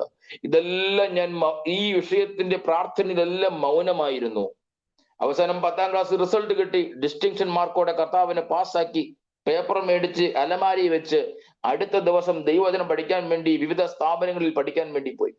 ദൈവവചന പഠനത്തിന്റെ മധ്യത്തിൽ പലവിധമായ പരിശോധനകൾ, ആത്മീയരെന്ന് നടിക്കുന്ന പലരിൽ നിന്നും തിക്തമായ അനുഭവങ്ങൾ ലഭിച്ചതിന്റെ പുറത്ത് ഞാൻ ദൈവം എന്നെ ഒന്ന് ഉറപ്പുള്ള പാറയെ പോലെ പണിതെടുക്കുമായിരുന്നു. അവസാനം പഠനമെല്ലാം കഴിഞ്ഞ് ശുശ്രൂഷയ്ക്ക് ഇറങ്ങിയ സമയത്ത് ശുശ്രൂഷ മുഖത്തൊരു വലിയൊരു വെല്ലുവിളിയായിരുന്നു. ആമേൻ, എങ്ങനെ ശുശ്രൂഷ ചെയ്യണം, ഏത് രീതിയിൽ ശുശ്രൂഷ ചെയ്യണം. കാരണം എന്റെ മുന്നിൽ വരുന്നവരെല്ലാം പ്രവാചകന്മാരാകാൻ വേണ്ടിയാ. ഞാൻ ദൈവത്തോട് പറഞ്ഞു, കർത്താവ്, എനിക്ക് പ്രവാചകനാകണ്ട, എനിക്ക് രോഗശാന്തിയുടെ ശുശ്രൂഷ എനിക്ക് വേണം. വളരെ ശക്തമായി പ്രാർത്ഥിച്ചുകൊണ്ടിരുന്നപ്പോഴാണ് ഒരു പ്രത്യേക സാഹചര്യത്തിൽ ദൈവം തന്റെ പ്രവചന ആത്മാവിൽ എന്നെ നിറച്ചത്. അങ്ങനെ ഞാൻ ആ ശുശ്രൂഷ ചെയ്തുകൊണ്ടിരിക്കുമ്പോൾ 2015 ഞാൻ ആദ്യമായിട്ട് സൗദിയിലേക്ക് എനിക്ക് ക്ഷണം കിട്ടി. എന്റെ ശുശ്രൂഷയിലേക്ക് ഞാൻ കയറുകയാണ്. 2015 ഞാൻ സൗദിയിലേക്കുള്ള ക്ഷണം ലഭിച്ച് യാത്ര ചെയ്യുന്ന സമയത്ത് ഞാൻ നെടുമ്പാശ്ശേരി എയർപോർട്ടിൽ നിൽക്കുകയാണ്. എയർപോർട്ടിൽ നിൽക്കുന്ന ഉദ്യോഗസ്ഥന്മാർ അവിടെ എംബസി ക്യൂവിൽ നിൽക്കുന്ന സമയത്ത് എന്നോട് ചോദ്യം ചോദിച്ചു, നീ 10ാം ക്ലാസ് ജയിച്ചവനാണോ? അവിടെയുള്ള എന്റെ മുന്നിൽ നിൽക്കുന്നവരോട് ചോദിക്കുന്നില്ല, എന്റെ പുറകിൽ നിൽക്കുന്നവരോട് ചോദിക്കുന്നില്ല. ആമേൻ, എന്നോട് മാത്രം പേഴ്സണൽ ആയിട്ട് ചോദിച്ചൊരു ചോദ്യമാണ്, നീ 10ാം ക്ലാസ് ജയിച്ചവനാണോ? ഞാൻ പറഞ്ഞു യെസ്. എന്റെ സർട്ടിഫിക്കറ്റ് കാണിച്ചു, എന്റെ സകലവിധമായ ഡോക്യുമെന്റ്സ് കാണിച്ചു, എന്നെ കയറ്റി വിട്ടു. ഞാൻ സൗദിയിൽ പോകുന്നു എന്നുള്ള എക്സൈറ്റ്മെന്റ് അന്ന് അവിടെ തീർന്നു. എന്റെ ഹൃദയത്തിൽ മുഴുവൻ ചോദ്യം, എന്നോട് മാത്രം എന്തിനാ ഈ ചോദ്യം ചോദിച്ചത്? ഞാൻ എയർപോർട്ട് എമിഗ്രേഷൻ കഴിഞ്ഞ് ഫ്ലൈറ്റിൽ കയറി. ഫ്ലൈറ്റിൽ ഇരിക്കുമ്പോഴും എന്റെ എക്സൈറ്റ്മെന്റ് അല്ലെങ്കിൽ എന്റെ സന്തോഷം, അയ്യോ ഞാൻ ഫ്ലൈറ്റിലാണല്ലോ എന്നുള്ള ചിന്തയല്ല, എന്നോട് എന്തിനാ ഈ ചോദ്യം ചോദിച്ചത്? എന്നെ ആകെ ടെൻഷനാക്കി. ഞാൻ ദമാം എയർപോർട്ടിൽ 2015 ജനുവരി മാസം 26-ാം തീയതി ഞാൻ ഇറങ്ങിയ സമയത്ത് ഞാൻ ദൈവത്തോട് ചോദിച്ചു, കർത്താവേ, എന്തിനാ എന്നോട് ഈ ചോദ്യം ചോദിച്ചത്? എന്നോട് ദൈവം പറഞ്ഞ ഒരൊറ്റ ആൻസർ, നിന്നെ 10ാം ക്ലാസ് ജയിപ്പിച്ചത് ഇവിടെ കൊണ്ടുവരാൻ വേണ്ടിയാ. Praise the Lord. തോൽക്കുമെന്ന് കരുതിയ ഇടത്ത്, ജയിക്കത്തില്ല എന്ന് പറഞ്ഞ സ്ഥാനത്ത്, മുന്നേറത്തില്ല എന്ന് പറഞ്ഞ ഇടത്ത്, ആമേൻ, അനേക രാജ്യങ്ങളെ കാണുമാറാക്കി സ്വർഗം. അനേകരുടെ നടുവിൽ വ്യത്യസ്തമായ ശുശ്രൂഷകൾ ചെയ്യാൻ കർത്താവ് എന്നെ പഠിപ്പിച്ചു. അനേക അനുഭവങ്ങൾ കർത്താവ് എനിക്ക് നൽകി. ഞാൻ പറഞ്ഞു വന്നത്, ശുശ്രൂഷയുടെ നടുവിൽ പല നിലവാരങ്ങളിലുള്ള എതിർപ്പുകൾ. ഞാൻ പ്രവർത്തിക്കുന്ന പട്ടണം എന്ന് പറയുന്നത്, ആമേൻ, കർണാടക സ്റ്റേറ്റിൽ ഞാൻ നേരത്തെ പറഞ്ഞു, രാംനഗര ഡിസ്ട്രിക്റ്റിനടുത്ത് നിൽക്കുന്ന ഒരു പട്ടണത്തില ശ്രീ രവിശങ്കർ എന്ന് പറയുന്ന ആൾ ദൈവത്തിന്റെ ഒരു വലിയ ആശ്രമമുണ്ട് അവിടെ. അദ്ദേഹത്തിന്റെ തൊട്ടടുത്താണ് എന്റെ പ്രവർത്തനം നടക്കുന്നത്. ഒത്തിരി പ്രതികൂലങ്ങൾ എന്റെ ശുശ്രൂഷ മേഖല അനുഭവിക്കാനിടയിൽ തോന്നുന്നു. എന്റെ മുന്നിലത്തെ 4 പേര് വെപ്പുമല്ല. ശുശ്രൂഷ ചെയ്തുകൊണ്ടിരിക്കുമ്പോൾ ആമേൻ, ചില ആൾക്കാർ ഞങ്ങളെ വളയുകയും ഉപദ്രവിക്കുകയും ചെയ്യുവാനിടയിൽ തീർന്നു. അവിടെ നിന്ന് ലഭിച്ച ഉപദ്രവത്തിന്റെ പരിണിത ഫലമായിട്ട് അവിടെ ആൾക്കാർ പറഞ്ഞു, നീ ഇവിടെ നിൽക്കരുത്, നീ ദേശം വിട്ടു പോയിക്കോണം എന്ന് പറഞ്ഞ് വാണിംഗ് ചെയ്ത സ്ഥലത്ത് കഴിഞ്ഞ 10 വർഷമായിട്ട് നിൽപ്പാൻ കർത്താവ് ഭാഗ്യം ഒരുക്കി. ഇന്ന് അവിടെ ചെറിയൊരു കൂട്ടായ്മ, ആമേൻ, അവിടെ ഒരു പ്രവർത്തനം, ഞാന്, ഭാര്യ, 3 കുഞ്ഞുങ്ങൾ അടങ്ങുന്ന കൊച്ചു കുടുംബം കർത്താവിന്റെ വേലയിൽ അതിശക്തിയോടെ മുന്നേറിക്കൊണ്ടിരിക്കുകയാണ്. ഞാൻ പറഞ്ഞു വന്നതിന്റെ സാരം, ആമേൻ, ചില പരിശോധനകൾ, ചില നിന്ദകൾ, ചില അവഗണനകൾ ജീവിതത്തിൽ സഹിക്കുന്നത് ഒരു ശ്രേഷ്ഠമേറിയ ദൈവിക പദ്ധതിയുടെ വാതിൽ തുറക്കാൻ വേണ്ടിയാ. അപ്പം എന്റെ വിവാഹത്തിന്റെ ഒരു വിഷയം വന്നപ്പം ഒരു പൊതുവിൽ ചോദ്യമുണ്ടായി, ഇവൻ ആര് പെണ്ണ് കൊടുക്കും? കാരണം 1 വിദ്യാഭ്യാസമില്ല, 2 വീടില്ല, 3 നല്ലൊരു ബാക്ക്ഗ്രൗണ്ട് ഇവനില്ല. അങ്ങനെ പല വിധത്തിലുള്ള ആലോചനകൾ മാറി കയറി എല്ലാവരും ഒറ്റ വാക്കിൽ പറഞ്ഞു, നിനക്ക് പെണ്ണ് തരാൻ ഇവിടെ ഇല്ല എന്ന് പറഞ്ഞ് അവഗണിച്ച സ്ഥലത്ത് മെയിൻലി അവർ പറയുന്നത് നിനക്ക് വിദ്യാഭ്യാസം ഇല്ല എന്നുള്ളതാ. അങ്ങനെ ഇരിക്കുമ്പോഴാണ് ബാംഗ്ലൂരിൽ നിന്ന് എനിക്ക് പ്രപ്പോസൽ വരുന്നത്. എന്റെ സാക്ഷ്യങ്ങളും എന്റെ അവസ്ഥകളും എല്ലാം പറഞ്ഞ് ആ പ്രിയപ്പെട്ടവളുമായിട്ട് വിവാഹത്തിലേക്ക് പ്രവേശിച്ചു. ആമേൻ. എന്റെ വൈഫിന്റെ പേര് ഗ്രീഷ്മ എന്നാണ്. പുള്ളിക്കാരി അവിടെ ബാംഗ്ലൂരിൽ പല സ്കൂളുകളിൽ വൈസ് പ്രിൻസിപ്പളായി ജോലി ചെയ്ത വ്യക്തിയാണ്. MS സൈക്കോളജിസ്റ്റ് ആണ്. അങ്ങനെ ഉള്ള ഒരു സഹോദരിയെ കർത്താവ് എനിക്ക് ഭാര്യയായി, തുണയായി നൽകുവാനിടയായി തീർന്നു. എന്തുകൊണ്ട് ഞാൻ ഇവരുടെ എഡ്യൂക്കേഷൻ പറയാൻ കാരണം, അനേക സ്ഥലങ്ങൾക്ക് എൻ്റെ പ്രസംഗത്തെ തർജിമ ചെയ്യുവാൻ ദൈവം എനിക്ക് വേണ്ടി തന്ന ഒരു നല്ല ട്രാൻസ്ലേറ്റർ കൂടെയാണ് എൻ്റെ ഭാര്യ. ഒരു വിദ്യാഭ്യാസമില്ലാത്ത എന്നെ ദൈവം നൽകിയ തുണ എന്ന് പറഞ്ഞ ഹൈ ക്വാളിഫൈഡ് ആയിട്ടുള്ള ഒരു സഹോദരിയെയാണ്. അനുഗ്രഹിക്കപ്പെട്ട 3 കുഞ്ഞുങ്ങൾ എനിക്ക് നൽകി. മൂത്തവൻ 1-ാം ക്ലാസ്സിൽ പഠിക്കുന്നു, രണ്ടാമത്തെ ആള് LKG പഠിക്കുന്നു, മൂന്നാമത്തെ ആൾ ജനിച്ചിട്ട് ഇപ്പോൾ 6 മാസമായതേ ഉള്ളൂ. അങ്ങനെ ആ കുടുംബമായി കർത്താവിന്റെ വേലയിൽ മുന്നോട്ട് പോകുന്ന സമയത്ത് ആമേൻ, അതിനു മുമ്പ് എൻ്റെ ദൈവദിന പഠനശാലയിൽ വെച്ചിട്ടാണ് ഞാൻ കർത്താവിനെ അറിയുന്നത്. വാസ്തവത്തിൽ സ്തോത്രം, ഞാൻ ദൈവദിനം പഠിക്കാൻ വേണ്ടി മൗണ്ട് സിയോൺ ബൈബിൾ കോളേജിൽ ചെന്ന സമയത്താണ് വാസ്തവത്തിൽ ഞാൻ കർത്താവ് എന്താണെന്നും വിശ്വാസം എന്താണെന്നും രക്ഷിക്കപ്പെടൽ എന്താണെന്നും ഒക്കെ മനസ്സിലാക്കുന്നത്. മാവേലിക്കര ചച്ചകോടിന്റെ ദേവദാസനായ പ്രിയ ബാബു സാറാണ് ആമേ 2006 ഞാൻ ദൈവദിനം പഠിച്ചുകൊണ്ടിരിക്കുമ്പോൾ സ്നാനപ്പെടുത്തുന്നത്. അവിടെ വെച്ച് ആരംഭിക്കപ്പെട്ട ആത്മീയ ജീവിതം കൃപയാൽ ഇതുവരെയും കർത്താവ് നിലനിർത്തിക്കൊണ്ടു പോകുന്നു. 3, എൻ്റെ മാതാവിന്റെ വിഷയം. ഞങ്ങൾ ഏറ്റെടുത്ത് വളർത്തിയതിന്റെ പേരിൽ പലവിധമായ ബുദ്ധിമുട്ടുകൾ, എതിർപ്പുകൾ എൻ്റെ മാതാവിന്റെ വീട്ടുകാരിൽ നിന്ന് ഉണ്ടാകാൻ ഇടതീർന്നു. എല്ലാവരും ഉപേക്ഷിക്കപ്പെട്ടതുപോലെ എൻ്റെ മാതാവായി തീർന്നു. ആമേൻ. എന്നാൽ പോലും ദൈവം കൈവിടാതെ ആ മാതാവിന്റെ പ്രാർത്ഥനയും ആ മാതാവിന്റെ സമർപ്പണവുമാണ് പലപ്പോഴും ഞങ്ങളെ ഒരു നല്ല ഒരു ഫോമിലേക്ക് ഞങ്ങളെ വളർത്തുവാനിടയായി തീർന്നത്. ഇന്ന് കൃപയാൽ ആ മാതാവ് എൻ്റെ കൂടെ ഉണ്ട്. ആമേൻ. രോഗിയാണ്, ഷുഗറിന്റെ പ്രയാസമുണ്ട്. കൃപയാൽ ആ പ്രിയ മാതാവ് ഞങ്ങൾ ഒരുമിച്ചാണ് താമസിക്കുന്നത്. ഞങ്ങളുടെ മാതാവ് ഉപേക്ഷിച്ച് ഞാൻ നേരത്തെ പറഞ്ഞതുപോലെ ദീർഘനാളുകൾ ട്രെയിനിൽ യാത്ര ചെയ്ത് TTRനാൽ പിടിക്കപ്പെട്ട് ഹരിയാന ഗ്രേസ് ബൈബിൾ കോളേജിൽ ഞങ്ങളെ ഹോസ്റ്റലിൽ ചേർത്താൻ വേണ്ടി ചെന്നതാ. അവിടെ ദേവദാസൻ പറഞ്ഞു, അടുത്ത വർഷത്തേക്ക് ഞങ്ങൾ ഈ കുഞ്ഞുങ്ങളെ ഏറ്റെടുക്കാം എന്ന ആ ഒരു വാക്ക് കേട്ടപ്പം എൻ്റെ പിതാവ് ഒത്തിരി വേദനയായി. പക്ഷെ ഞങ്ങളോടുള്ള ദൈവത്തിന്റെ നീതി അവിടെ വെളിപ്പെടാൻ പോകുന്നത്. അതേ ദൈവദാസനെ പറഞ്ഞത്, ഒരു കാര്യം, ഒരാഴ്ച ഈ കുഞ്ഞുങ്ങളെ ഞങ്ങൾ ഇവിടെ താമസിപ്പിക്കാം. ഒരാഴ്ച കഴിയുമ്പോൾ നിങ്ങൾ ഈ കുഞ്ഞുങ്ങളെ വിളിച്ചുകൊണ്ട് പോകണം എന്നുള്ള കരാറിലാണ് ഞങ്ങൾ അവിടെ താമസിക്കുന്നത്. കൃത്യം ഒരാഴ്ച കഴിഞ്ഞപ്പം ഞങ്ങളുടെ ഈ വാർഡൻ, അല്ലെങ്കിൽ ഞങ്ങളെ നോക്കിയ ആ ഹോസ്റ്റലിലെ വാർഡൻ അമ്മിണി മാത്യു എന്ന് പറയുന്ന മാതാവ് ഒരു തീരുമാനമെടുത്തു. ഇന്നു മുതൽ ഈ കുഞ്ഞുങ്ങളുടെ അമ്മയായിട്ട് ഞങ്ങൾ ജീവിക്കാൻ ഇറങ്ങാം. അതായത് ഞങ്ങളെ വളർത്താനായിട്ട് അവർ തീരുമാനമെടുത്ത് ജോലി റിസൈൻ ചെയ്ത് അവിടെ നിന്നാണ് ഒരു പുതിയ ലൈഫ് ഞങ്ങൾ ആരംഭിക്കുന്നത്. അങ്ങനെ ഞങ്ങൾ പല സ്റ്റേറ്റുകളിൽ ഈ മാതാവുമൊത്ത് ഞങ്ങൾ മാറി മാറി താമസിച്ച് 93 or 94 ഞങ്ങൾ കേരളത്തോട് യാത്ര തിരിക്കുന്നത്. കൃപയാൽ ആ മാതാവുമായിട്ടാണ് ഇപ്പോഴും ഞങ്ങൾ ജീവിക്കുന്നത്. എൻ്റെ മാതാവുമായിട്ടുള്ള യാതൊരു ബന്ധമോ അല്ലെങ്കിൽ ഒരു കണക്ഷനോ ഇതുവരെയില്ല. അങ്ങനെ ഈ മാതാവുമായിട്ടുള്ള ഞങ്ങളുടെ ലൈഫ്, അല്ലെങ്കിൽ ഈ മാതാവുമായിട്ടുള്ള ഞങ്ങളുടെ ആത്മീയ ബന്ധം ഭൗതിക ബന്ധത്തെക്കാൾ കൂടുതലായി എനിക്ക് ലഭിച്ചത് ഒരു ആത്മീയ ബന്ധമാണ്. എൻ്റെ മാതാവ് എഴുതി എന്നല്ല പറയുന്നത്, എന്നാൽ എൻ്റെ ജീവിതത്തിൽ ആദ്യമായിട്ട് കേട്ട പാട്ട് എന്ന് പറഞ്ഞ സാധുവെന്നെ കൈവിടല്ലേ എന്ന പാട്ട് എൻ്റെ മാതാവ് എൻ്റെ പിതാവിന്റെ മരണശേഷം കടക്കാർ ഞങ്ങളെ മുഴുവൻ വളഞ്ഞ് എന്ത് ചെയ്യണമെന്നറിയാതെ ഭാരപ്പെട്ടിരിക്കുമ്പോൾ കിടക്കയിൽ, ഇന്നും എനിക്ക് ഓർമ്മയുണ്ട്, മാതാവ് കിടക്കുന്ന കിടപ്പിൽ ക്ഷീണത അവസ്ഥയിൽ മാതാവ് പാടി ഞങ്ങളെ ബലപ്പെടുത്തിയ ഒരു പാട്ടാണ് അന്ത്യത്തോളം ചിറകടിയിൽ എന്ന പാട്ട് പാടി ഞങ്ങൾക്കൊരു പ്രചോദനം പോലെ എൻ്റെ മാതാവ് ആ ദിവസങ്ങൾ മാറുവാനിടയായി തീർന്നു. ആ പാട്ടിലൂടെയാണ് വാസ്തവത്തിൽ എന്താ പറയുന്നത്, ഒരു ബലം ധരിക്കുവാൻ തക്കവണ്ണം ഇടയായി തീർന്നത്. എപ്പോഴും എൻ്റെ മാതാവിന്റെ ഒരു പാട്ടാണ് അന്ത്യത്തോളം ചിറകടിയിൽ. ആമേൻ. ആ പാട്ട് പാടി ഞങ്ങളെ ബലപ്പെടുത്തുമ്പോൾ മാതാവ് പറഞ്ഞ ഒരൊറ്റ സ്റ്റേറ്റ്മെന്റ് ആണ്, ഏത് കഷ്ടതയുടെ നടുവിൽ പോയാലും, ഏത് വേദന നടുവിൽ പോയാലും പതറിപ്പോകരുത്. ഇത് പറയുമ്പോൾ എൻ്റെ മാതാവിന്റെ ഭവന പശ്ചാത്തലം വളരെ അനുഗ്രഹിക്കപ്പെട്ട പശ്ചാത്തലമായിരുന്നു. അനുഗ്രഹിക്കപ്പെട്ട സഹോദരങ്ങൾ, അനുഗ്രഹിക്കപ്പെട്ട ആരാധന ക്രമങ്ങൾ, അനുഗ്രഹിക്കപ്പെട്ട കൂട്ടായ്മകളുടെ ഒക്കെ നടുവിൽ നിന്ന് തള്ളപ്പെട്ട ഒരു സ്ത്രീ, ഉപേക്ഷിക്കപ്പെട്ട ഒരു സ്ത്രീ, ഞങ്ങളെ പ്രതി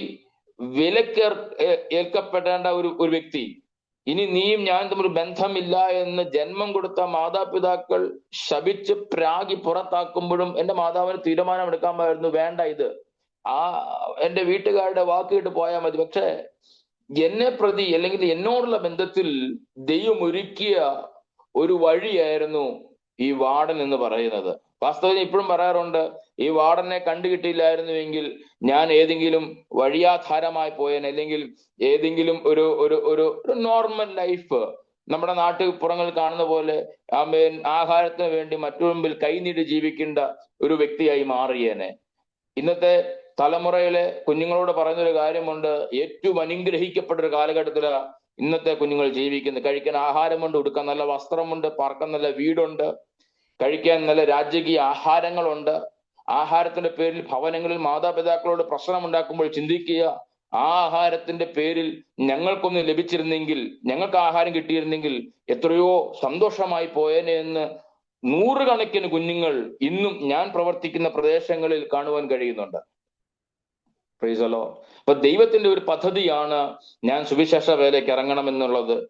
ബീഹാറിയായ എന്നെ മലയാളിയാക്കി ഇന്ന് കൃപയാൽ കർണാടകയിൽ കർത്താവിന്റെ വേല ചെയ്യാൻ കർത്താവ് അവസരം ഒരുക്കുന്നു.